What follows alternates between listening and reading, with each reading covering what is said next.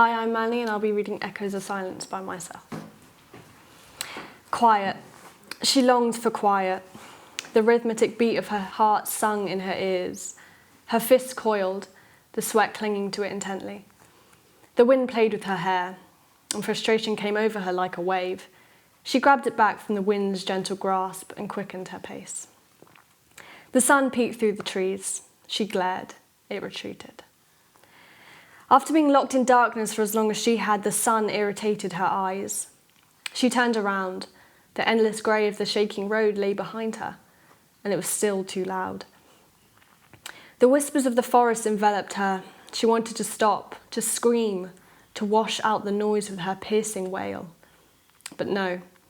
He would hear and he would come, and she would go back to the blinding darkness and the deafening quiet of her own thoughts. The blood on her hands had dried and the smell burnt her nose. Even in death he finds a way to taunt me.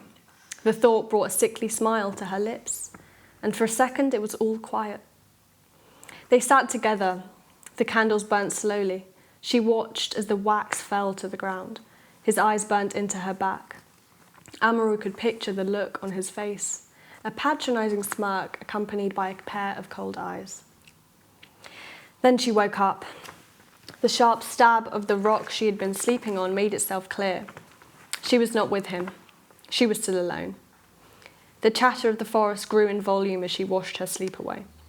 The dew of the morning sat contentedly on the grass, occasionally dripping to the ground. Her lack of sleep only increased the unnecessary noise. The sky was still dark with no promise of the sun making an appearance. Good. She considered waiting for him there. The towering trees offered her an ounce of comfort. She abandoned that idea as a nest of birds began to chirp. Can you imagine? She chuckled to herself. She wouldn't let him find her in a place where life and noise lived peacefully. No, he would think she was changing for him. And that idea made her stomach churn. She stood up. Her mind was already awake and was patiently waiting for her body to catch up. The clouds grew dark and the rain was rearing its ugly head.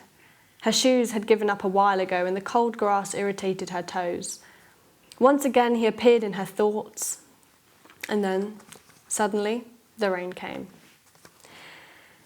Amaru tilted her face towards the sky and she let the rain wash it clean. And for the first time in a long time she smiled. But of course it was short-lived.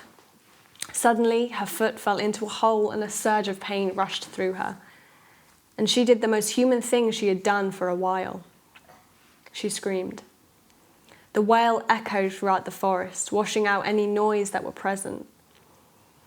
The pain she felt soon turned into frustration and her scream dripped with anger. It was over. He would come and she would have to go back. She fell to her knees and held herself in a loving embrace.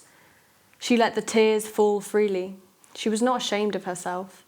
It was only a matter of time before something she did drew him near. Her eyes began to close and the sweet relief of sleep gave her some solace. It would distract her from the throbbing pain she felt in her foot. The sun was beginning to set when she awoke. Her foot no longer ached, and that's how she knew he was there. She hoped to fall back into sleep, but her eyes yearned to see him again. He watched as her eyes fell on his, and he could not stop the smile that now played on his lips. I've missed you. The words came out rather stiffly. No, you haven't, she said, her eyes still trained on his. Confusion came over him, and that quickly turned to anger. Why? Why won't you let me love you? His voice quivered with rage. Because you can't, and I won't let you convince yourself you can. Her voice rang out and her breath quickened. A blank expression appeared on his face, and then it was dark, and the deafening quiet had returned to her. He didn't know how long it had been since he had got her back. Although there was a comfort in her presence, he ached for more. And despite his want for her in this life, he knew what he needed to do to ensure their lives stayed entwined. The gentle glow of the candles illuminated the cold room around her. Are you ready? He asked. The blankness of his expression put her on edge. I'm not sure. Her voice trailed off, and her eyes fell onto the door that lay behind him. The darkness of it entranced her, and the quiet it gifted was beautiful. Suddenly, all the irritation this life presented just fell away. He reached for her hand and she took it willingly. The door was in view. He hesitated, but she never stopped. They walked through, never once turning back.